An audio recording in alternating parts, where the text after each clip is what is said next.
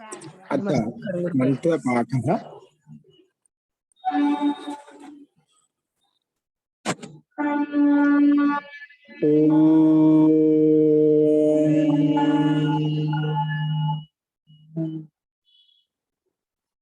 सहनाववतु सहनौ भुनक्तु सह वीर्यं करवावहै तेजस्विनावधीतमस्तु मा विद्विषावहै। ओम शांति शांति शांति।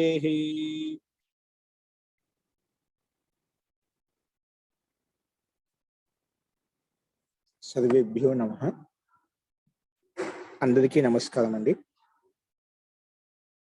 మనము నిన్న బహువ్రీహి సమాసానికి సంబంధించి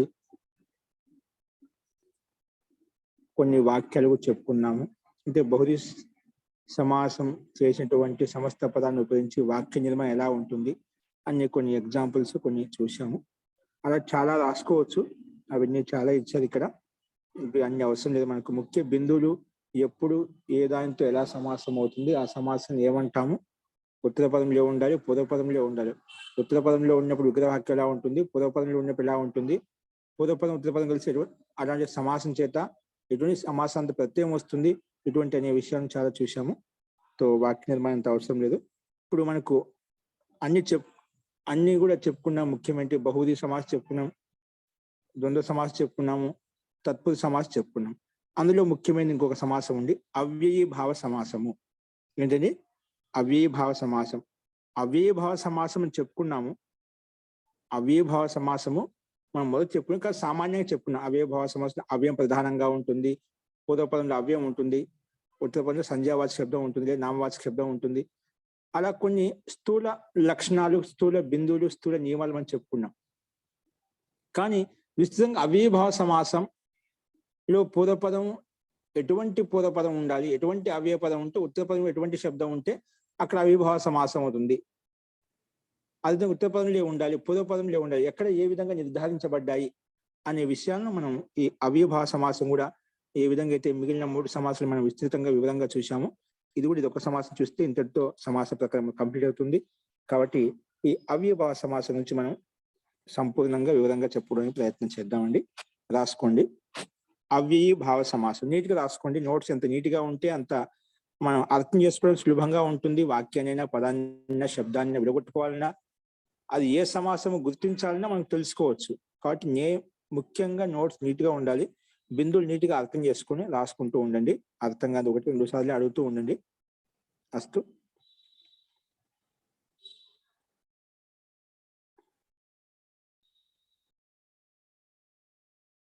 ఓకే అండి। అవ్యయీభావ సమాసః। మహోదయ ఎన్నో పేజీ అంటే బుక్ వచ్చింది, పేపర్ పెడతాను। ఎన్నో పేజీ బుక్ వచ్చిందండి? వచ్చింది మహోదయ, ఎన్నో పేజీ చెప్తే పెడతాను। 585 పేజీ అండి, క్షమ్యతాం 485 రాసుకోండి। అవ్యయీభావ సమాసంలో అవ్యయీభావ సమాసంలో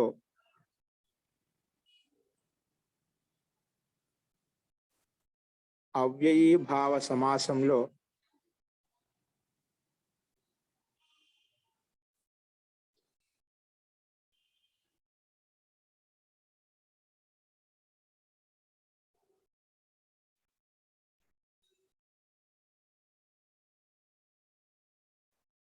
దీంట్లో మీ పేరు ఏం తెలియడం లేదండి, ఏ పేరు మీద పెట్టారు మీరు జాయిన్ అయ్యారు, మీ పేరు చెప్పండి, రాసుకోండి।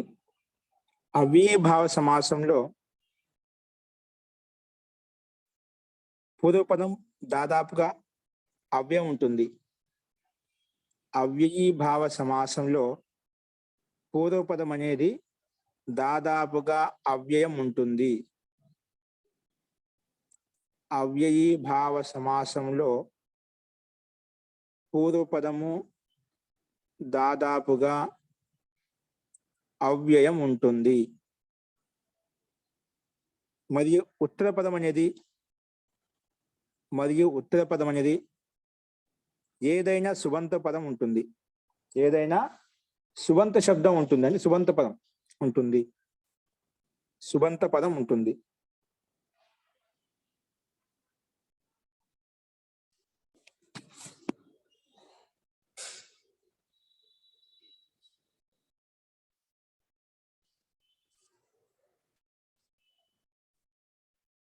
అవ్యయభావ సమాసంలో పూర్వపదము దాదాపుగా అవ్యయం ఉంటుంది. మరియు ఉత్తర పదం అనేది ఏదైనా సుబంత పదం ఉంటుంది. ఓకే, ఈ రెండింటిని పరస్పరం సమాసం చేసినప్పుడు ఈ రెండింటికి పరస్పరం అవ్యయ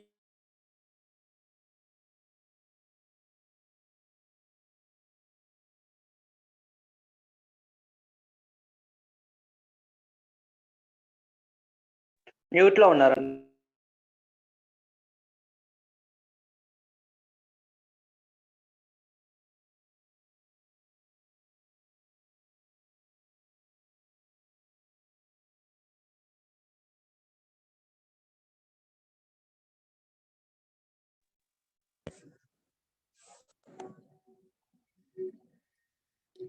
అవ్యయభావ సమాసంలో పూర్వపదం దాదాపుగా అవ్యయ పదం ఉంటుంది. ఉత్తర పదం ఏదైనా సుబంత పదం ఉంటుంది. మళ్ళీ ఒకసారి చెప్తున్నా, ఈ రెండింటికి పరస్పరం అవ్యయభావ సమాసం చేసినప్పుడు ఈ రెండింటికి పరస్పరం అవ్యయభావ సమాసం చేసినప్పుడు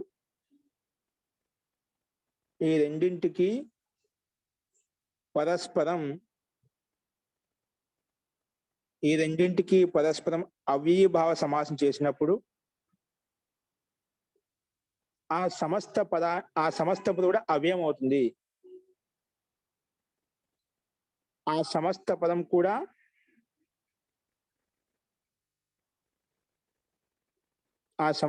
కూడా అవ్యయం అవుతుంది. ఆ సమస్త పదం ఏమవుతుందండి? అవ్యయం అవుతుంది. కానీ ఈ సమస్త పదానికి రూపాలు నడవవు.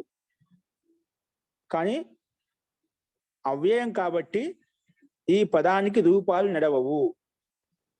అంటే పుల్లింగము, స్త్రీలింగం, నపుంసకలింగం ఏ లింగాలు ఉండవంట. లింగాలు లేకపోతే రూపమే ఉండదు అన్నమాట.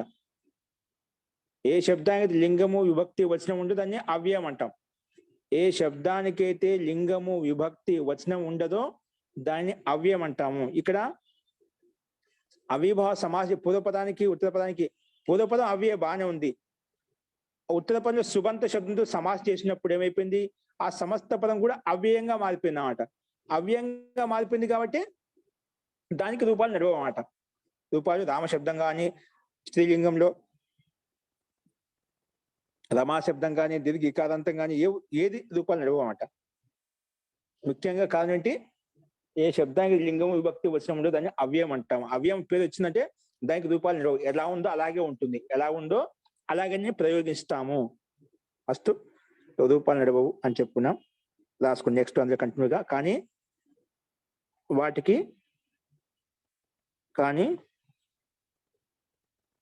ఆ సమస్త పదము అవ్యయం కాబట్టి అవ్యయం కాబట్టి ఆ సమస్త పదానికి రూపాలు నడవవు. ఓకే, అస్తు అందులో నెక్స్ట్ రాసుకోండి. ఇక్కడ సుపు ప్రత్యయములు కూడా ఉత్పన్నమవుతాయి. సుపు ప్రత్యయములు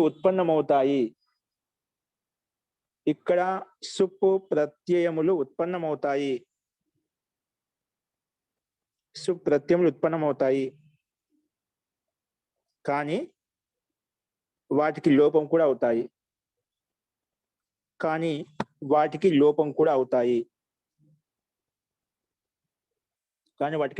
అవుతాయి.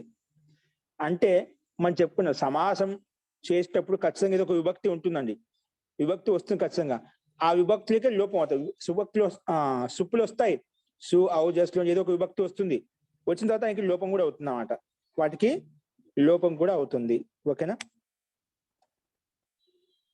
అస్తు.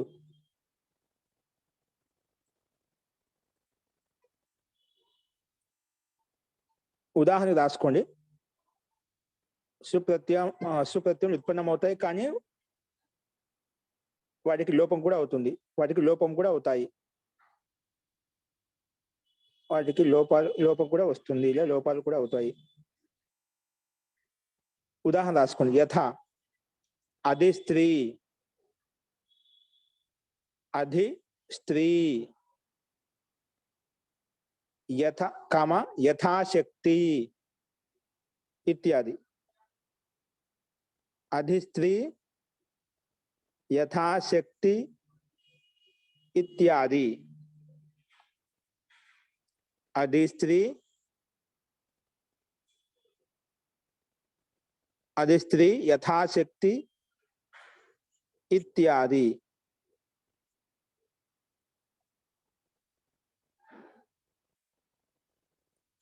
అధి స్త్రీ యథాశక్తి ఇత్యాది.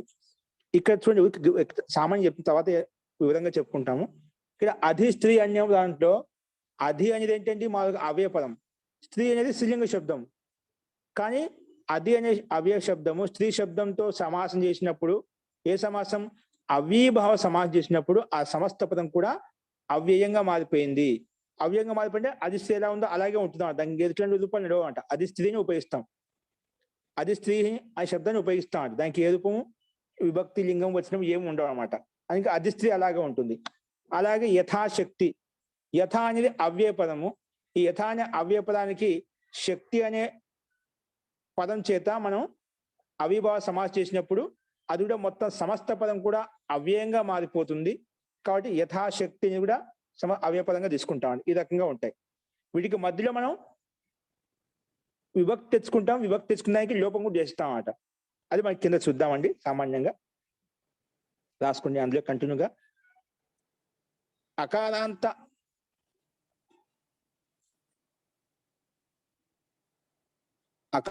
అవిభావ సమాసాలకు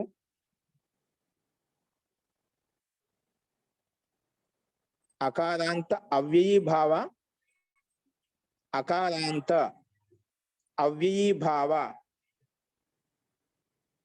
సమాసానికి, అకారం అంటే ఏ శబ్దానికి అయితే అంతిమంలో అకారం ఉంటుందో అటువంటి అవిభావ అకారాంత సమాసానికి, నేను చెప్పండి, అకారాంత అవిభావ సమాసానికి సుప్రత్యయం వచ్చినప్పుడు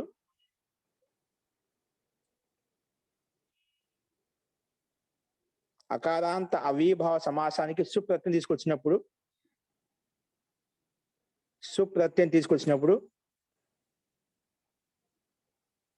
ఆ సుప్రత్యయ స్థానంలో అమ్మ ఆదేశం వస్తుంది.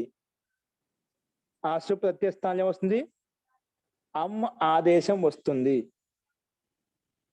అమ్మ ఆదేశం వస్తుంది. ఆ సుప్రత్యయ స్థానంలో వస్తుంది అమ్మ ఆదేశం వస్తుంది.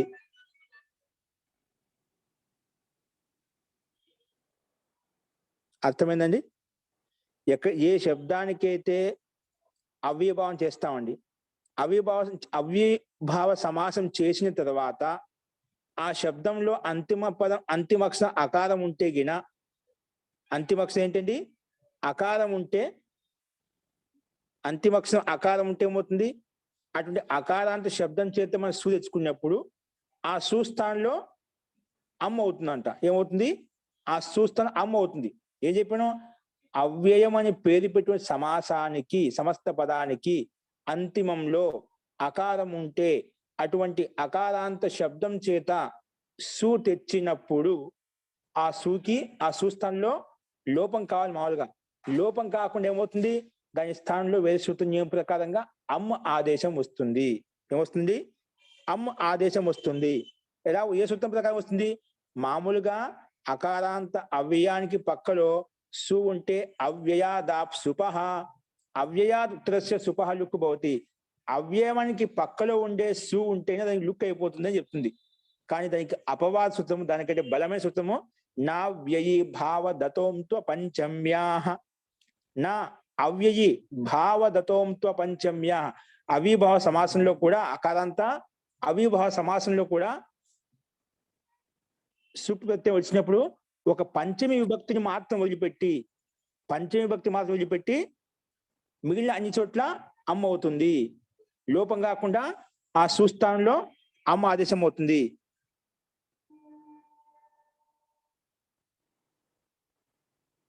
అంటే మామూలుగా సూక్త లుక్ కావాలండి, కానీ నా వ్యయి భావ దత్వంతో పంచమ్య ప్రకారంగా ఆ సుస్థానం ఏమవుతుంది, అమ్మ ఆదేశం వస్తుందండి. ఓకేనా? సో ఇది దీని యొక్క తాత్పర్యం. మరి రాయించాను, ఇది అర్థం చేసుకోవడం కోసం కొంచెం వ్యాఖ్యానించాను. అస్తు. ఎగ్జాంపుల్ రాసుకుని మళ్ళీ యథా యథా యథా ఉపకుంభం యథా ఉపకుంభం యథా ఉపకుంభం యథా ఉపకుంభం యథా ఉపకుంభం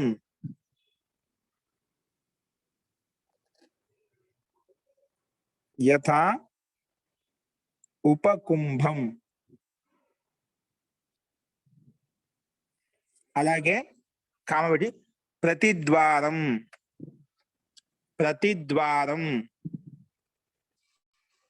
ప్రతిద్వారం ప్రతిద్వారం ప్రతిద్వారం ప్రతిద్వారం. ఓకేనా? ప్రతిద్వారం. ఇక చూడండి ఉదాహరణ అండర్లైన్ చేశాను. ఉపకుంభం ప్రతిద్వారం. ఓకేనా?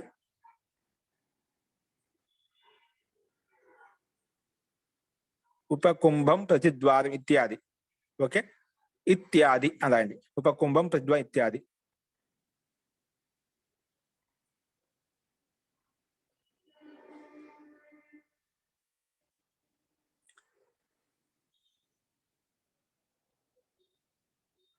అంటే మామూలుగా నా వి భావ దత్వంతో పంచమ్య ప్రకారం చేస్తుందండి. ఈ సూత్రము సు ఔజస్ అం ఔట్సెస్ టాభ్యాం బిస్ గేభ్యాం యస్ గస్ ఓస్ ఆం గి ఓస్ సు ఈ రకంగా పంచమి భక్తిలో ఉండే 5 ప్రత్యయాన్ని వదిలిపెట్టి గస్ గసి భ్యాం భ్యస్ ఈ 3 ప్రత్యయాలను వదిలిపెట్టి మిగిలిన అన్ని స్థానాల్లో సుస్థానం అమ్ వస్తుందండి. కానీ పంచమి భక్తి వదిలిపెట్టి అని చెప్పిందన్నమాట. ఓకేనా? గసి భ్యాం భ్యస్ ఈ ప్రత్యయాన్ని వదిలిపెట్టి మాత్రమే అంట్లకు సుస్థానం అమ్మ ఆదేశం అవుతుంది. ఈ పంచమి భక్తులు మాత్రము కాదు. ఈ పంచమి భక్తిలో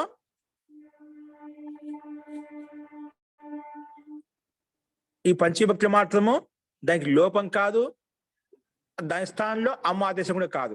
ఏంటండి? ఆ పంచమి భక్తి వదిలిపెట్టి అని చెప్పి దానికి లోపం కాదు, అమ్మ ఆదేశం కూడా కాదనమాట. ఓకేనా?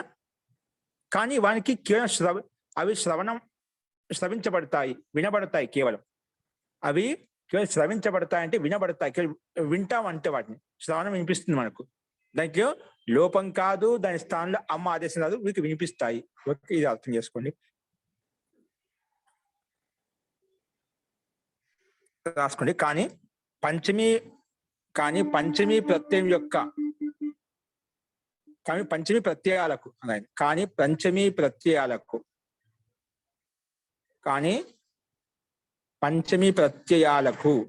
అంటే రాసుకోండి. గసి అక్కడ తప్పని గసి భ్యాం భ్యస్ అక్కడ తప్పబడి గసి ఉండాలి, గసి వచ్చింది. గసి భ్యాం భ్యస్ తప్పించాలండి. అక్కడ గసి రాసుకుని గసి భ్యాం భ్యస్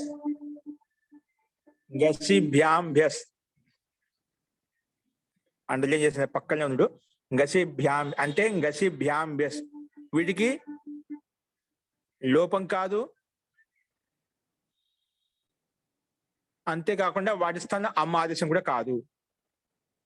అంతేకాకుండా వాటి స్థానంలో ఇగో సుప్పులే కదా, సుప్పు స్థానంలో అమ్మ వస్తుంది చెప్పావు, కానీ ఈ పంచమి భక్తి వదిలిపెట్టి అని చెప్పాం. అందుకే వాటికి లోపం కాదు, అంతేకాకుండా వాటి స్థానంలో అమ్మ ఆదేశం కూడా రాదు. అమ్ ఆదేశం కూడా రాదు.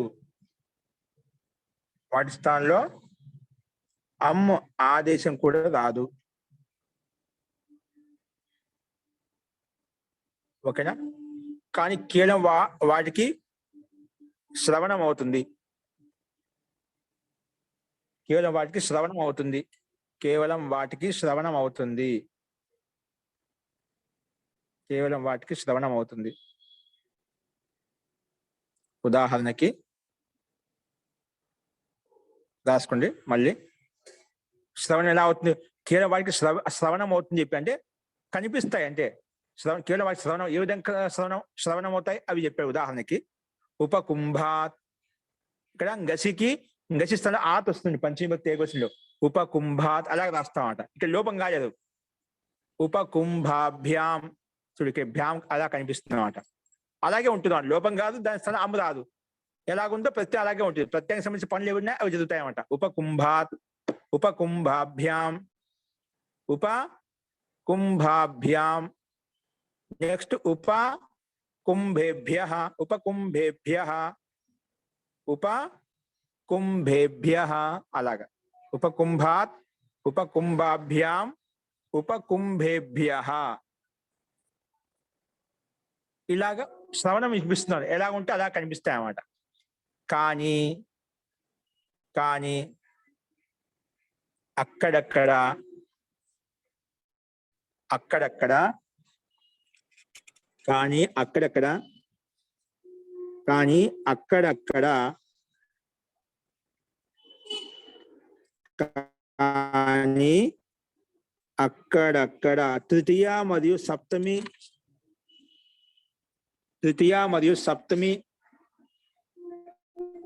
కానీ అక్కడక్కడ తృతీయ మరియు సప్తమి ప్రత్యయాలకు కూడా తృతీయ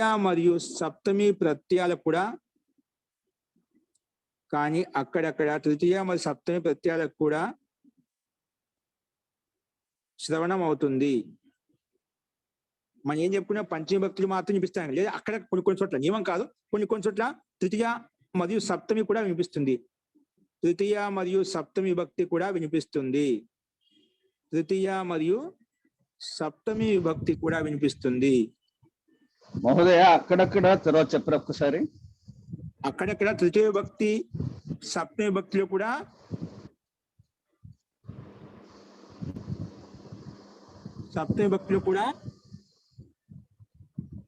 శ్రవణం కనిపిస్తుంది. శ్రవణం అంటే రూపాలు ఉంటాయి అన్నమాట.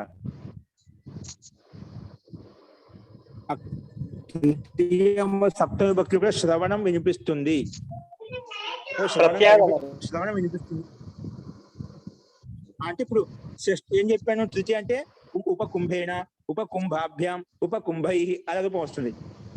మామూలుగా సూత్రం చెప్పింది ఒక పంచమి విభక్తిలో ఉండే రూపాలు తప్పితే మిగిలిన ఏ రూపం వచ్చినా కూడా లోంచి వెంటనే దానికి లోపం అవుతుంది, దాని అమ్మ వస్తుంది అన్నమాట. కానీ పంచమి భక్తిలో పూర్తిగా నిషేధించాడు. ఎల్లప్పుడూ ఉపకుంభాత్, ఉపకుంభాభ్యాం, ఉపకుంభేభ్యః అలాగే ఉంటాయి. కానీ కొన్ని చోట్ల ఉపకుంభేణ, ఉపకుంభాభ్యాం, ఉపకుంభై అలా కూడా కనిపిస్తాయండి. అదే విధంగా సప్తమి విభక్తిలో కూడా ఉపకుంభే, ఉపకుంభయో, ఉపకుంభేషు అలా కూడా కొన్ని చోట్ల కనిపిస్తాయంట. అందుకే తృతీయ మరియు సప్తమిలో కూడా కొన్ని చోట్ల ఇలాంటి శ్రవణం వినిపిస్తుంది, ఇలాంటి శ్రవణం కనిపిస్తుంది. అంటే లుక్ కాదు, అమ్మ ఆదేశం కూడా కాదు, శ్రవణం కనిపిస్తుంది అని చెప్పారు ఇక్కడ. అస్తు. అలా ఇంకేం చెప్తున్నాడు? కొన్ని చోట్ల మరియు దాంట్లో రాసుకుని మరియు కొన్ని చోట్ల తృతీయ మరియు సప్తమి భక్తులు కూడా శ్రవణం వినిపిస్తుంది. ఇంకా కొన్ని చోట్ల వాటి స్థానాల్లో అమ్మ ఆదేశం కూడా అవుతుంది. వాటి స్థానంలో అమ్మ ఆదేశం కూడా వస్తుంది. కొన్ని చోట్ల వాటి అమ్మ ఆదేశం కూడా వస్తుంది. కొన్ని చోట్ల వాటి స్థానంలో అమ్మ ఆదేశం కూడా వస్తుంది. కొన్ని చోట్ల వాటి స్థానంలో అమ్మ ఆదేశం కూడా వస్తుంది. కొన్ని కొన్ని చోట్ల వాటి స్థానంలో అమ్మ ఆదేశం కూడా వస్తుంది. నెక్స్ట్ స్లైడ్ మార్చండి. అమ్మ ఆదేశం కూడా వస్తుంది. అంటే మహోదయ తృతీయ విభక్తి కనిపిస్తుంది. ఉషా ప్రభాకర్ ఉంది కదా, దానికి ఇవ్వండి ఏంటండి? పోస్ట్. అదే రాధాకృష్ణుల బొమ్మ ఉంది కదా, దానికి ఇవ్వండి పోస్ట్. ఉషా ప్రభాకర్ నెక్స్ట్ ఉదాహరణ రాసుకోండి. అలాగే అండి. నెక్స్ట్ ఉదాహరణ రాసుకోండి.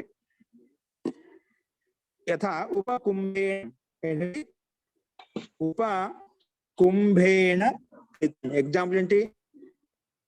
ఉపకుంభేణ కృతం, ఉపకుంభేణ కృతం, ఉపకుంభేణ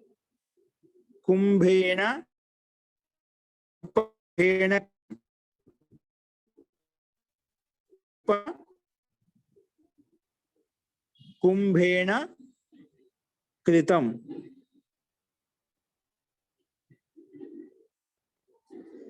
రెండవది ఉపకుంభం కృతం, ఉపకుంభేణ కృతం, ఉపకుంభేణ కృతం, ఉపకుంభేణ కృతం. ఇంకొకటి ఉపకుంభం కృతం. చూడండి, ఒకసారి ఉపకుంభేణ కృతం, ఉపకుంభం ద్వారా చేయబడింది. నెక్స్ట్ ఏం చెప్పాము? తృతీయ భక్తి కాకుండా మనం ఒక అమ్మ ఆదేశమైన ఉపకుంభం వచ్చినమాట. ఉపకుంభేణ కృతం, ఉపకుంభం కృతం, ఉపకుంభం కృతం, ఉపకుంభం కృతం అలా కూడా వస్తున్నమాట. ఆ సప్తమి భక్తిలో ఉపకుంభే నిధేహి, సప్తమి భక్తిలో ఉపకుంభే నిధేహి, ఉపకుంభే నిధేహి, ఉపకుంభే నిధేహి, ఉపకుంభే నిధేహి, లేదా ఉపకుంభం నిధేహి. ఏంటండి? ఉపకుంభం నిధేహి, ఉపకుంభం నిధేహి. ఓకేనా? ఉపకుంభం నిధేహి అంటే ఇక్కడ సప్తమి భక్తిలో కొన్ని చోట్ల సప్తమి భక్తి వినిపిస్తుంది, కొన్ని చోట్ల దాని స్థానంలో అమ్మ ఆదేశం కూడా అయిపోతున్నాడు. అందుకే అమ్మ ఆదేశం అయినప్పుడు ఉపకుంభం ఉంటుంది, అమ్మ ఆదేశం కాబట్టి సప్తమి భక్తి ఉపకుంభే అలా ఉంటుందన్నమాట. ఉపకుంభం నిధేహి లేదా ఉపకుంభే నిధేహి ఇలా ఉంటాయన్నమాట. ఓకేనా?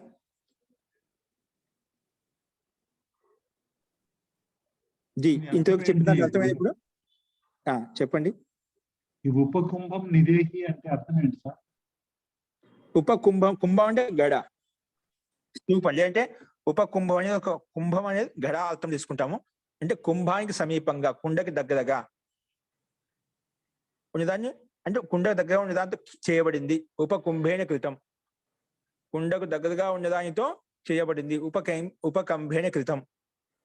నెక్స్ట్ ఏంటి? ఉపకుంభేణ నిధేహి, ఉపకుంభంలో నిశ్చయంగా ధరించబడాలి. ఇది నిశ్చయంగా ధరించు, ధారణ చేయించు. ఉపకుంభంలో నిశ్చయంగా ధారణ నిధేహి, నిశ్చయంగా ధారణ చేయించు అలా వస్తుంది. ఉపకుంభం నిధేహి అన్న, ఉపకుంభం కృతం అన్న కూడా రెండింటికి అదే అర్థం వస్తుంది. ఉపకుటుంబేణ కృతమన్నా, ఉపకుంభం కృతమన్నా. ఇక్కడ ఒకసారి తృతీయ భక్తి చూపించాము, ఒకసారి దాంట్లో స్థానం అమ్మ ఆదేశం వచ్చిందన్నమాట. అదే ఉపకుంభేలో కూడా సప్తమి భక్తిలో ఒకసారి ఆ సప్తమి భక్తి స్థానంలో అమ్మ ఆదేశం అవుతుంది, అప్పుడు ఉపకుంభం వచ్చింది. అర్థం రెండింటికి ఒకే విధంగా ఉంటుంది, కేవలం రూపంలో తేడా ఉంటుంది. అర్థం రెండింటికి ఒకే విధంగా ఉంటుంది, కానీ రెండింటికి తేడా ఉంటుంది అన్నమాట. ఓకేనా? అస్తు.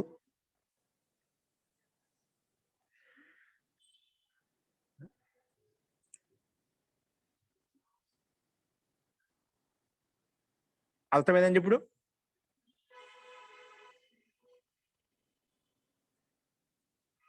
రాసుకోండి ఇప్పుడు మళ్ళీ. మహోదయ ఉపకుంభం అంటే పంచమీ విభక్తి మహోదయ. పంచమీ విభక్తిలో అమృదేశం రాదు. చూస్తాను, అమ్మ తీసుకొచ్చాం, అమ్మ అలాగే ఉండిపోతుంది అన్నమాట. అమ్మ అలాగే ఉండిపోతుంది. ఓకేనా? ఓకే.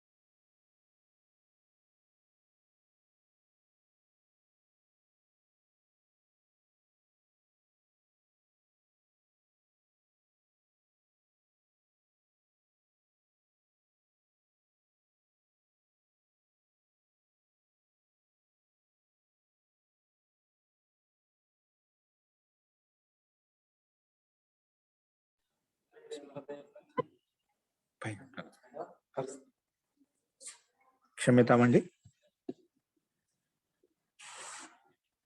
ఇప్పుడు మనకు ముఖ్య బిందువులు ఇక్కడి నుంచి స్టార్ట్ అవుతాయి. అప్పుడు ఇంట్రడక్షన్ చెప్పుకున్నామట. అవిభావ సమాసంలో అవ్యయం ప్రధానంగా ఉంటుంది. ఉత్తరపదం సుబంత పదం, ఏదైనా ఒక సుబంత పదం ఉంటుంది. ఈ రెండింటికి సమాసం చేసినప్పుడు వచ్చే సమస్త పదం అవుతుందో అది కూడా అవ్యయంగా మారిపోతుంది. ఈ అకాలంత అవిభావ సమాసానికి పక్కన సు ఉంటే దానికి లుక్ చేస్తాము. ఒకసారి లుక్ చేసేస్తున్నాం. సు కాకుండా మీరు సుప్పులు ఉన్నాయనుకోండి, సుప్పులన్నిటికీ సుతము అమ్మ ఆదేశం చేస్తుంది ఇంకో సందర్భంలో. కానీ పంచమీ వదిలిపెట్టి అని చెప్పుకున్నాం. కానీ కొన్ని చోట్ల ద్వితీయ భక్తిలో సప్తమి భక్తిలో కూడా మనకు ఈ లోపం అనేది అమ్మ ఆదేశం రాదు. కానీ కొన్ని చోట్ల అమ్మ ఆదేశం కనిపిస్తుంది అని చెప్పి అవి ఎలా ఉంటాయని చెప్పి ఉదాహరణ చూసామండి. ఇలా చెప్పిన తర్వాత ఇప్పుడు ఇంకా వివరంగా ఈ పూర్వపదంలో ఎటువంటి అవ్యయం ఉంటే ఎటువంటి అవ్యయం అనేది ఉత్తమ ఎటువంటి సంధ్యా శబ్దం సమాసం అవుతుంది అనేది నిర్ధారణ. అంటే అవ్యయం అనే శబ్దానికి ఏదైతే అర్థం ఉందో పక్కన ఎటువంటి శబ్దం శబ్దార్థం కలిగినటువంటి అవ్యయం చేసి సమాసం అవుతుంది అనే బిందువుని ఇక్కడ నిర్ధారించుకుంటూ ఇక్కడి నుంచి చెప్పుకుంటూ వెళ్తామండి. కాబట్టి ఇక్కడి నుంచి మనకు బిందు రూపంలో రాసుకుంటాం. ఆ బిందు రాసుకుంటుంది, ఆ బిందుకు అనుసారంగా ఇక్కడ ఉదాహరణ ఉందా లేదని కూడా గమనిస్తూ వెళ్తాం అన్నమాట. కాబట్టి ఈ బిందులు నీట్గా రాసుకోండి. ఇప్పుడు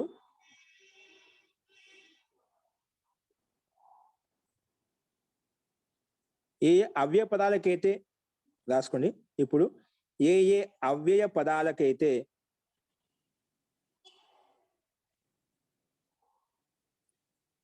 అవ్యయ పదాలకైతే ఏ అర్థంలో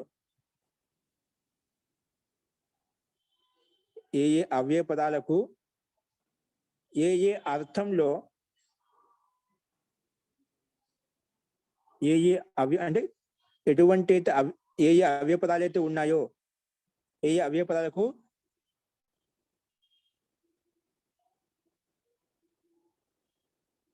ఎటువంటి అర్థములు కానీ సుబంతాలతో అవిభావ సమాసం అవుతాయి. ఏ అవ్యయ పదాలకు ఏ అర్థంలో ఉన్నటువంటి సుబంతాలతో ఏ అర్థంలో ఉన్నటువంటి సుబంతాలతోటి అవ్యయీభావ సమాసం అవుతాయి. అవ్యయీభావ సమాసం అవుతాయి కాకుండా ఎటువంటి ఏ అర్థంలో సుబంతాలతోటి అవ్యయీభావ సమాసం అవుతుంది అవి ఇక్కడ చూపించబడతాయి. అవి ఇక్కడ బిందు రూపంలో చూపించబడతాయి.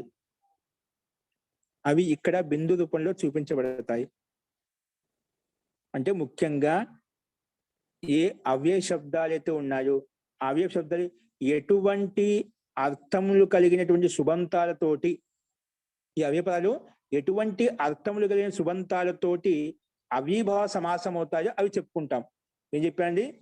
ఏ అవ్యయ పదాలు అయితే ఉన్నాయో అవ్యయ పదాలు ఎటువంటి అర్థములు కలిగినటువంటి సుబంతాలతోటి ఎటువంటి అర్థం ఉంటే అటువంటి అర్థం చేసి ఈ అవ్యయ పదం సమాసం అవుతుందని ఇక్కడ చెప్తాం అన్నమాట.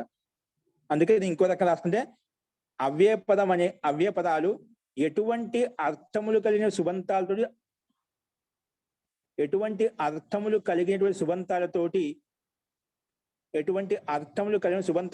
అవ్యయీభావ సమాసం అవుతాయో అవి ఇక్కడ చెప్పబడతాయి. ఓకే, అర్థమైంది అనుకుంటాను. ఇప్పుడు రాసుకోండి. 1వ బిందు కింద రాసుకోండి. 1వ బిందు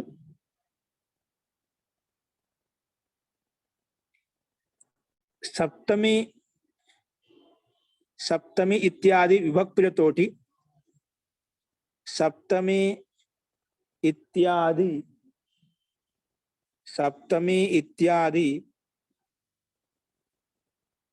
విభక్తులతోటి సప్తమి ఇత్యాది క్షమత రాసుకోండి. సప్తమి ఇత్యాది విభక్తి యొక్క అర్థంలో అంటే సప్తమి విభక్తి యొక్క అర్థంలో రాసుకోవాలి. సప్తమి ఇత్యాది అంటే సప్తమి విభక్తి యొక్క అర్థంలో, సప్తమి ఇత్యాది విభక్తి యొక్క అర్థంలో, సప్తమి ఇత్యాది విభక్తి యొక్క అర్థంలో, మళ్ళీ చెప్తున్నాను, సప్తమి ఇత్యాది విభక్తి యొక్క అర్థంలో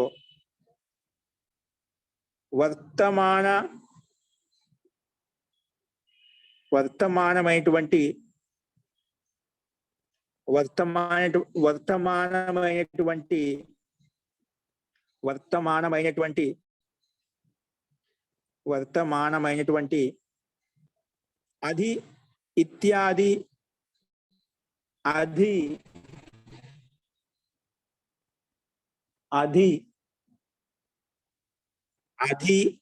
ఇత్యాది అధి కొటేషన్ పెట్టుకునేది, కొటేషన్ లో అధి ఇత్యాది అవ్యయ సుబంతాల తోటి, అధి ఇత్యాది అవ్యయ సుబంత శబ్దాలతోటి, అవ్యయ సుబంత శబ్దాలతోటి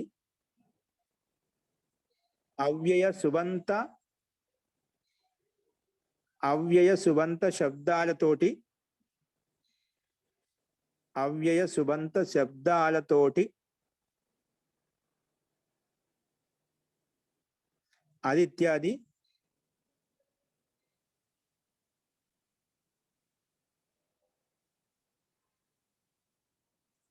ఇత్యాది అవ్యయ శబ్దాలు. ఒక్క నిమిషం అండి, మళ్ళీ ఒకసారి రిపీట్ చేస్తాను. ఏం చెప్పాను నేను? రిపీట్ చేయగలుగుతారా? సప్తమి ఇత్యాది మహోదయ, సప్తమి ఇత్యాది విభక్తి యొక్క అర్థములో వర్తమానమైనటువంటి అధి ఇత్యాది అవ్యయ సుబంత శబ్దాలతోటి, ఇక్కడ అవ్యయ సుబంత శబ్దాలతోటి అన్నావు కదా. వర్తమాన అధి ఇత్యాది అవ్యయాలకు, అధి ఇత్యాది అవ్యయాలకు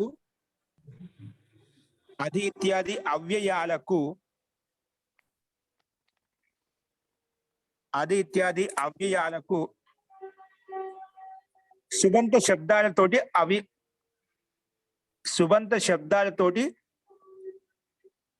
అధి ఇత్యాది అవ్యయాలకు సుబంత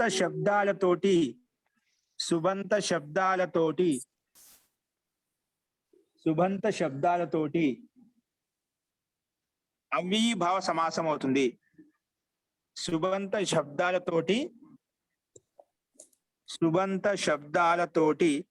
అవ్యయీభావ సమాసం అవుతుంది. సుబంత శబ్దాలతోటి అవ్యయీభావ సమాసం అవుతుంది.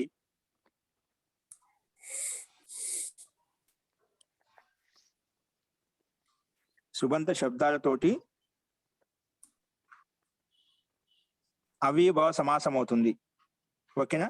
ఏం చెప్పాను నియమం ఒకసారి అర్థం చేసుకోండి. సప్తమి విభక్తి యొక్క అర్థం ఉండాలి.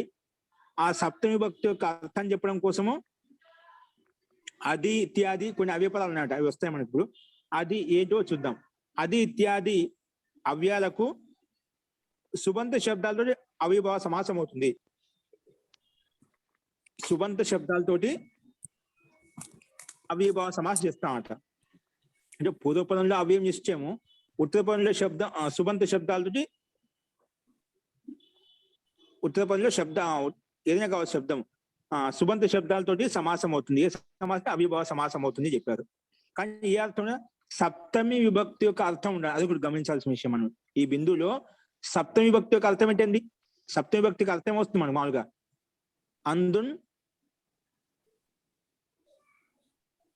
అందున అదే వచ్చిందా? మేపద లోన్ లోపల అందున లోపల పైన ఇవన్నీ అర్థం వస్తాయి. అందున గృహం నందున, గృహం పైన, గృహం లోపల, గృహం నందు, అలాగా. ఓకేనా? లోపల, పైన, అందు అనే అర్థాలు వస్తాయి. ఓకే, సప్తమి భక్తి యొక్క అలాంటి అర్థాలు ఇచ్చేటువంటి అర్థంలో ఉండాలి. అది ఏ విధంగా ఉంటుందో మనం చూద్దాం. రాసుకోండి, ఉదాహరణ రాసుకొని స్పష్టమవుతుంది. రాసుకోండి. అధి హరి కింద చూసుకోండి, ఇక్కడ కనిపిస్తుంది.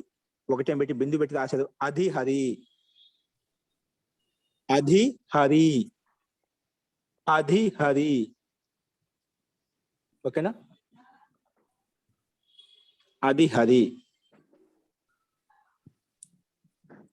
అధి హరి. విగ్రహవాక్యం వస్తుంది. విగ్రహవాక్యం రాసుకోండి. హరౌ ఇతి,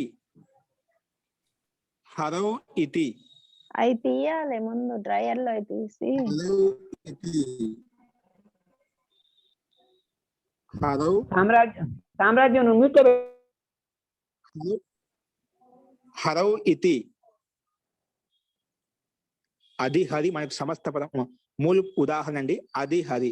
దీనికి విగ్రహవాక్యం చెప్పాను. హరౌ ఇతి, హరౌ ఇతి. హరౌ సప్తమి భక్తి పెట్టాను. హరౌ హరి శబ్దానికి రూపం నడిపిస్తే అవుతుంది. సప్తమి భక్తి హరౌ అంటే హరి యందు ఏంటండి? హరి యందు లీనమై ఉన్నాడు, హరి లోపల లీనమై ఉన్నాడు, హరి పైన ఆసక్తుడై ఉన్నాడు. అట్లా అందున అనే అర్థం. సప్తమి భక్తి అర్థం వచ్చిందా? హరౌ ఇతి, హరిలో. హరిలో ఏంటనే కావచ్చు. మనం ఉత్తర ఏదైనా అధ్యాయం చేసుకోండి. లీనమై ఉన్నాడు చెప్తే కదా, యుక్తుడై ఉన్నాడు, లోపల ఉన్నాడు, ఆ రకంగా. హరౌ ఇతి అంటే హరిలో, హరి యందు అని అర్థం. ఓకే, ఇది హరౌ ఇతి. ఇప్పుడు దీనికి విగ్రహవాక్యానికి మనం సమస్త పదం ఎలా వస్తుంది? ఇక అధి హరి బ్రాకెట్ లో హరౌ ఇతి ఇది ఈక్వల్ టు అధి హరి, అధి హరి వస్తుందండి. ఇప్పుడు హరౌ అనే సప్తమ్య సుబద్ధము, అధి అనే అవ్యపదం సమాసం చేశామట. అధి అనే అవ్యపదం చేశాం, అందుకే అధి హరి. అధి హరి అంటే హరి యొక్క విషయంలో, హరి యొక్క విషయంలో ఆసక్తుడై ఉన్నాడు, లీనమై ఉన్నాడు, అటువంటి విషయం ఉండాలి. సప్తమి భక్తి యొక్క అర్థమే విషయంగా ఉన్నప్పుడు మనకి ఇటువంటి సమాసం అవుతుందన్నమాట. ఓకే, హరౌ ఇతి ఇది ఈక్వల్ టు అధి హరి, హరి యొక్క విషయంలో అని చెప్పి అర్థం తీసుకోవాలి మనం. ఇక్కడ అధి శబ్దము సప్తమి భక్తి యొక్క అర్థాన్ని బలపరుస్తుందండి. సప్తమి విభక్తి యొక్క అర్థాన్ని బలపరుస్తుంది అన్నమాట. ఓకేనా? అస్తు. నెక్స్ట్ అధి స్త్రీ. ఎగ్జాంపుల్ ఏంటండి? అధి స్త్రీ. స్త్రియాం అధి. స్త్రియాం ఇది సప్తమి భక్తి. స్త్రీ శబ్దానికి నదీ శబ్దానికి సమానంగా నద్యాం, గౌర్యాం, పార్వత్యాం. అలాగే స్త్రీకి స్త్రియాం. స్త్రియాం ఇతి అంటే స్త్రీ యందు, స్త్రీ లోపల. అలాగా స్త్రీ విషయంలో, రాముడి విషయంలో, కృష్ణుడి విషయంలో అలాగా హరి విషయంలో, స్త్రీ విషయంలో అలాగా. స్త్రియాం ఇతి ఇది ఈక్వల్ టు వస్తుంది అధి స్త్రీ, అధి స్త్రీ. ఇక్కడ సమాస ప్రక్రియ అంతా మొదటి సమాసం చేశామండి. అంటే ఇక్కడ సమస్త పదంలోకి వచ్చే అధి శబ్దం వచ్చిందండి మనకు. అధి శబ్దాన్ని యాడ్ చేసామంట. అది అవ్యయ పదం, అందుకే అవ్యయభావ సమాసం అయిపోయింది అన్నమాట. అధి స్త్రీ. అధి స్త్రీ ఎప్పుడు వచ్చినా అధి స్త్రీ అంటే స్త్రీ యొక్క విషయంలో, అధి హరి అంటే హరి యొక్క విషయంలో అని అర్థం తీసుకోవాలి మనం. ఓకేనా? ఇవి ఒకటో బిందుక అంశాన్ని చూపించాం. ఇది సప్తమి భక్తి యొక్క అర్థంలో అవ్యయంతో సమాసం చేసినప్పుడు అర్థం ఏ రకంగా ఉంటుంది, సమస్త పదం ఏ రకంగా ఉంటుంది మనం చూసాం. ఓకేనా? ఇప్పుడు నెక్స్ట్ రెండో బిందు రాసుకోండి. సప్తమి భక్తి యొక్క అర్థం ఇప్పుడు రెండో వేరే అర్థం మారిపోతుంది. రాసుకోండి. దగ్గర అనే అర్థంలో, సమీపం. రెండో బిందు ఏంటి? రెండో బిందు రాసుకోండి. సమీప అర్థంలో అంటే దగ్గర అనే అర్థంలో. సమీప అంటే ఏమిటి? దగ్గర అనే అర్థంలో. నీట్గా రాసుకోండి.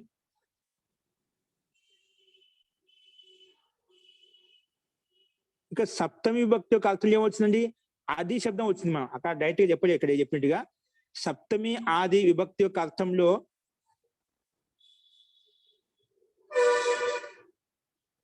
దానికి ఇంకోటి ఏం రాసుకోవాలంటే ఒక నిమిషం గమనించండి. సప్తమి ఇత్యాది విభక్తి యొక్క అర్థంలో వర్తమానమైనటువంటి అది ఇత్యాది శబ్దాలకు ఏవి సప్తమి విభక్తి యొక్క అర్థంలో ఏమి వచ్చాయి మనకు? అది ఇత్యాది శబ్దాలు వచ్చాయన్నమాట. అది అనే అవ్యయ పదాలు వచ్చాయన్నమాట. ఇక్కడ ఏమంటున్నాం, సమీప అర్థంలో అంటే దగ్గర అనే అర్థంలో ఉప అనే అవ్యపదాలు వచ్చాయండి. దగ్గర అనే అర్థాన్ని చెప్పడం కోసం అట్లా పర్యావరణ శబ్దాలు చాలా ఉన్నాయి. ఇక్కడ మనకు అందుకే ఆది శబ్దంతో చెప్పేసామంట. రాసుకుని సమీప అర్థంలో అంటే దగ్గర అనే అర్థంలో, దగ్గర అనే అర్థంలో వచ్చాయి. దగ్గర అనే అర్థంలో వర్తమానమైనటువంటి ఉప ఇత్యాది అవ్యయాలకు, దగ్గర అనే అర్థంలో వర్తమానమైనటువంటి, ఇప్పుడు వర్త ప్రజెంట్ గా ఇక్కడ ఏవైతే ఉన్నాయో వర్తమానమైనటువంటి ఉప ఇత్యాది అవ్యయాలకు, ఇత్యాది శబ్దం చాలా ఉన్నాయి. ఇక్కడ మనకు ఒక శబ్దం దగ్గర అనే అర్థంలో మొట్టమొదటి శబ్దం ఒక చెప్పుకున్న ఉప. దగ్గర అనే అర్థాన్ని చెప్పడం కోసము, దగ్గర అనే అర్థాన్ని చెప్పడం కోసం సంస్కృత ఏ పదాన్ని ఉపయోగిస్తాము, ఉప అనే శబ్దాన్ని ఉపయోగిస్తాము, అవ్యయ పదాన్ని ఉపయోగిస్తాము. పైన విషయంలో సప్తమి విభక్తి యొక్క అర్థాన్ని చెప్పడం కోసం అది శబ్దాన్ని ఉపయోగించాము, అది అనే అవ్యయ శబ్దాన్ని ఉపయోగించాము. సప్తమి విభక్తి యొక్క అర్థం ఏమొచ్చింది చూడు, అవ్యయం కూడా ఒక అర్థం ఉంటుంది. అందుకే చెప్పాము అది అనే శబ్దం యొక్క అర్థం ఏంటి, అది అనే అవ్యయం శబ్దం యొక్క అర్థము సప్తమి విభక్తి యొక్క అర్థం వస్తుంది. దగ్గర అనే అవ్యయ శబ్దం యొక్క అర్థము, దగ్గర అనేది అవ్యయ శబ్దం, ఉప అనే అవ్యయ శబ్దం యొక్క అర్థం అన్నమాట. ఉప అనే అవ్యానికి ఏ అర్థము, దగ్గర అనే అర్థంలో ఉప అనే అవ్యయం పదం తీసుకున్నామంట. అస్తు రాసుకోండి. సమీపార్థంలో అంటే దగ్గర అనే అర్థంలో వర్తమానమైనటువంటి ఉప ఇత్యాది అవ్యయాలకు, ఉప ఇత్యాది అవ్యయాలకు సుబంత శబ్దాలతోటి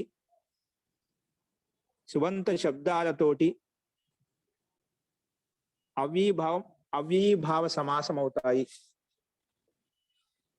సుబంత శబ్దాలతోటి అవ్యయీభావ సమాసం అవుతాయి. సుబంత శబ్దాలతోటి అవ్యయీభావ సమాసం అవుతాయి. సుబంత శబ్దాలతో అవ్యయీభావ సమాసం అవుతాయి. అవి ఏంటో రాసుకోండి.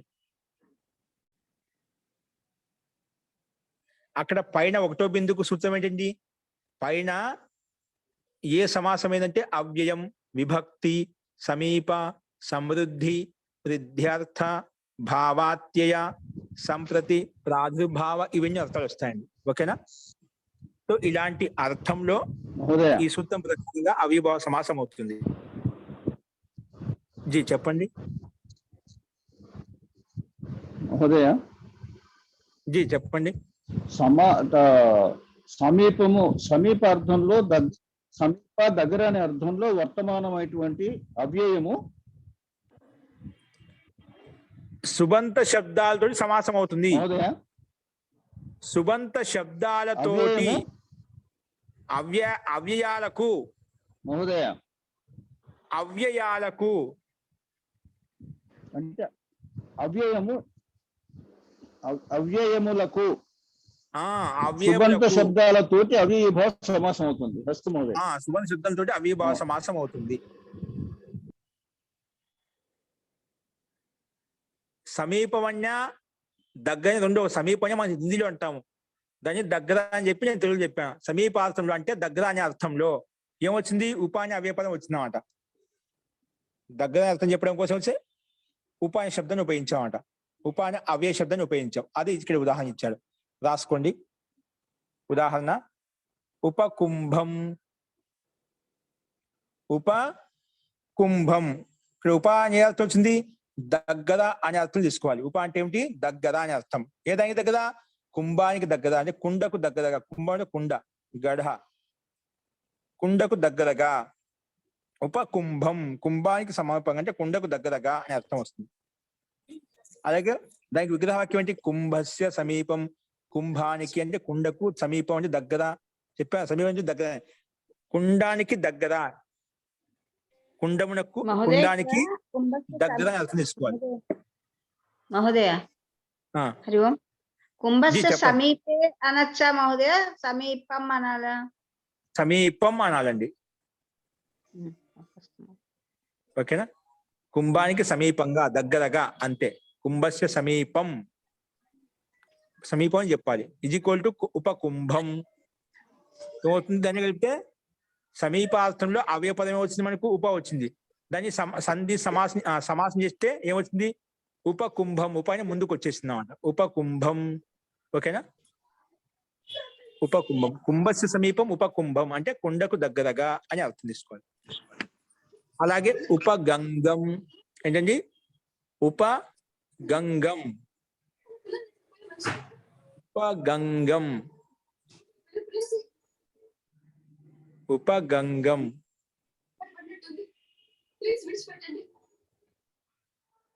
ఉపగంగం. దీనికి ఏమొస్తుంది? గంగాయా సమీపం ఉపగంగం. విగ్రహవాక్యం. గంగాయా సమీపం ఉపగంగం. అలాగే ఇన్ని రాసుకోవచ్చు. ఇది విధంగా ఉపనగరం ఇచ్చాడు. ఉపనగరం అంటే నగరస్య సమీపం ఉపనగరం. గంగా శబ్దం స్త్రీలింగం కాబట్టి గంగాయా సమీపం అని చెప్పాను. నగరం శబ్దం నపుంసకలింగంలో ఉంది కాబట్టి నగరస్య సమీపం ఉపనగరం అలా వస్తుంది. నగరస్య సమీపం ఉపనగరం. దానికి విగ్రహవాక్యం అండి. నగరస్య సమీపం ఉపనగరం.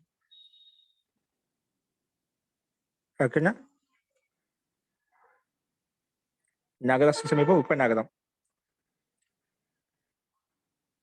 ఓకే అండి. ఈ రెండో బిందు అర్థం అనుకుంటాను. సప్తమి విభక్తి యొక్క అర్థాన్ని చెప్పడం కోసం అధి అనే అవ్యయపదాన్ని ఉపయోగించాము. దగ్గర అనే అర్థాన్ని చెప్పడం కోసము దగ్గర అనే అర్థాన్ని ఉపయోగించాము. ఉప అనే అవ్యయపదాన్ని ఉపయోగించాం. ఉప అనే అవ్యయపదాన్ని ఉపయోగించాం. అస్తు. ఇప్పుడు నెక్స్ట్ బిందు ఒకటి రాసుకోండి చాలు. సమృద్ధి అర్థంలో, సమృద్ధి అంటే ఐశ్వర్యం, సమృద్ధి అంటాం కదా, రాసుకో. సమృద్ధి అర్థంలో, సమృద్ధి అర్థంలో, సమృద్ధి అర్థంలో, సమృద్ధి అర్థంలో వర్తమానమైనటువంటి సు ఆది అవ్యయాలకు, సు ఆది అవ్యయములకు సమృద్ధి. ఓకేనా? సమృద్ధి. సమృద్ధి అర్థం ఏంటి? సమృద్ధి అర్థం చెప్పడం కోసం సు అనే పదాలు వచ్చాయి. సు అనే అవ్యయ పదాలు వచ్చాయన్నమాట. సమృద్ధి అర్థంలో వర్తమానమైనటువంటి సు, సు ఇత్యాది, సు ఇత్యాది అవ్యయములకు, సు ఇత్యాది అవ్యయములకు సుబంతాలతోటి, సుబంతములతోటి, సుబంతములతోటి అవ్యయీభావ సమాసం అవుతాయి. సుబంతములతోటి అవ్యయీభావ సమాసం అవుతాయి.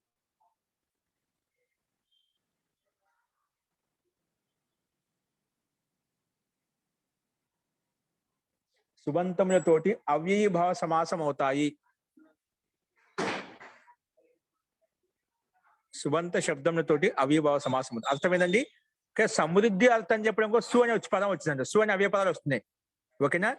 సమృద్ధి అని అర్థం చెప్పడం కోసం సు అనే పదాలు. ఇంకా సమీప అని అర్థం చెప్పడం ఏమొచ్చాయి మనకు? ఉప వచ్చిందన్నమాట. అలాగే సమృద్ధి అనే అర్థం చెప్పడం కోసం వచ్చింది సు అనే అవ్యయ పదం వచ్చిందన్నమాట. అందుకే సమృద్ధి అర్థంలో వర్తమానమైనటువంటి సు ఇత్యాది అవ్యయములకు సుబంతాలతోటి అవ్యయీభావ సమాసం అవుతాయి. సుబంతాలతోటి అవ్యయీభావ సమాసం అవుతాయి. ఉదాహరణ అంటే రాసుకోండి. యథా, ఏ విధంగా అంటే సముద్రం, క్షమ్యత అంటే సుమద్రం, సముద్రం కాదు, సుమద్రం, సుమద్రం, సుమద్రం, సుమద్రం, మద్రం శబ్దం అండి. మద్రం అంటే కొంచెం దేశ విశేషం యొక్క నామండి. దేశ విశేషంలో నివసించేటువంటి వాళ్ళ యొక్క పేరు అన్నమాట. ఆ పేరుతో ప్రసిద్ధం అయిపోయింది అన్నమాట. సుమద్రం. విగ్రహవాక్యం వస్తుంది చూసుకోండి. మద్రాణం సమృద్ధి, మద్రాణం సమృద్ధి, మద్రాణం.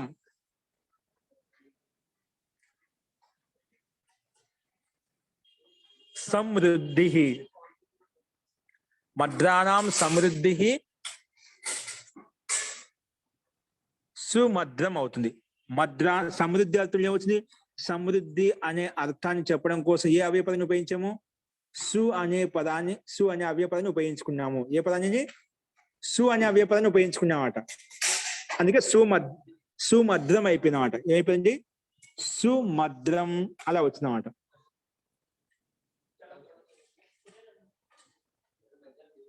సుమద్రం, ఓకేనా? సుమద్రం అలా వస్తుందన్నమాట.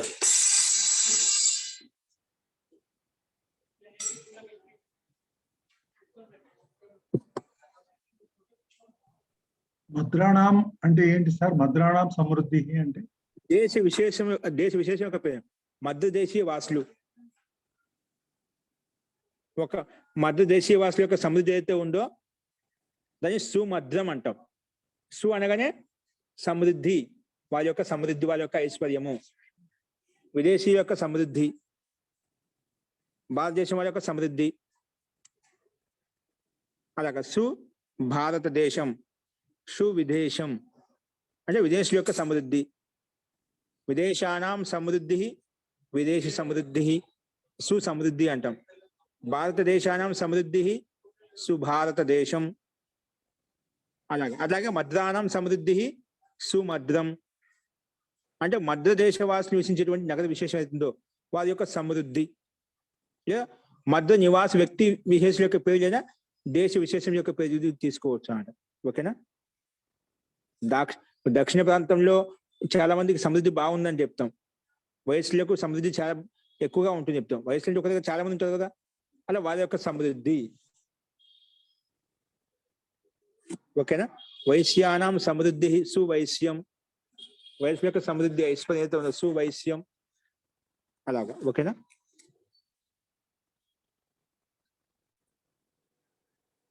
అంటే మధ్య దేశం యొక్క సంపద. మధ్య దేశ విశేషం, మధ్య దేశ విశేషం తీసుకున్నాం ఇక్కడ.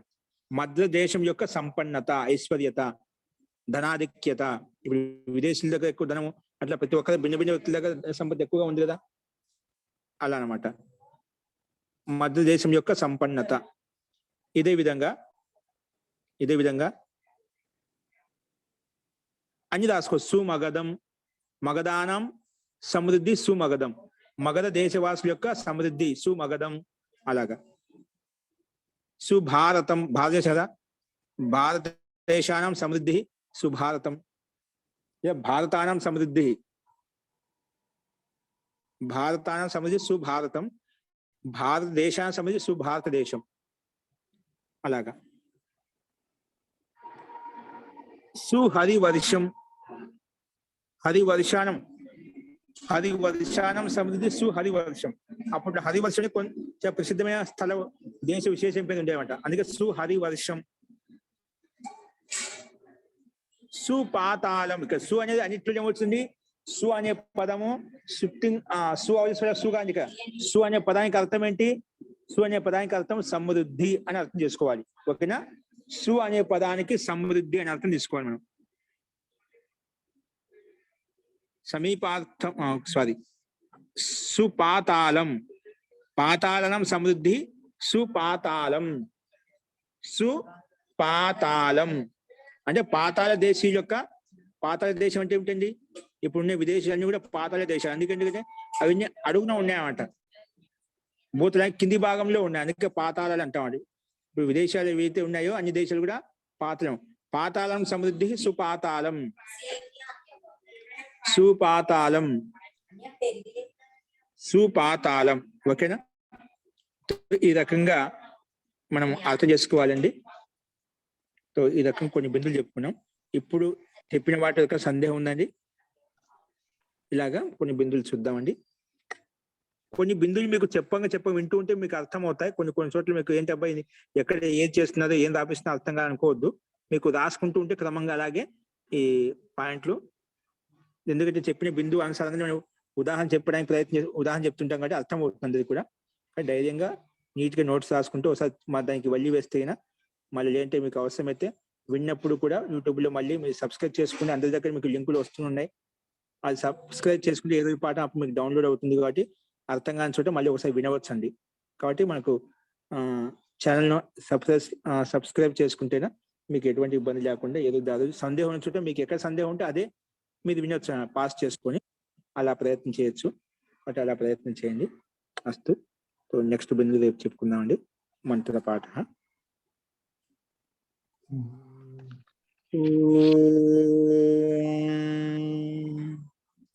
सर्वे भवन्तु सुखिनः सर्वे सन्तु निरामयाः सर्वे भद्राणि पश्यन्तु मा कश्चित् दुःखभाग् भवेत्।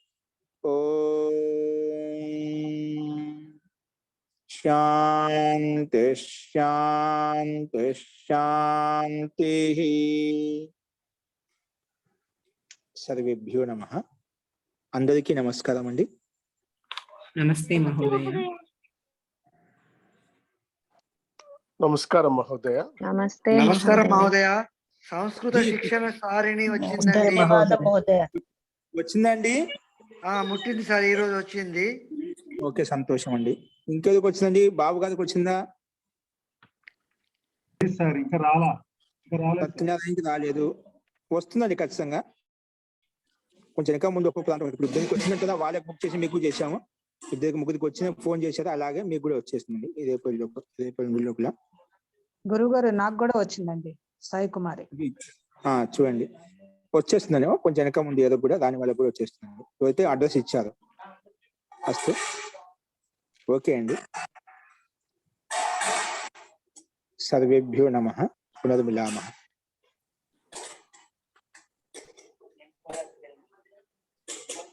ధన్యవాదాలు.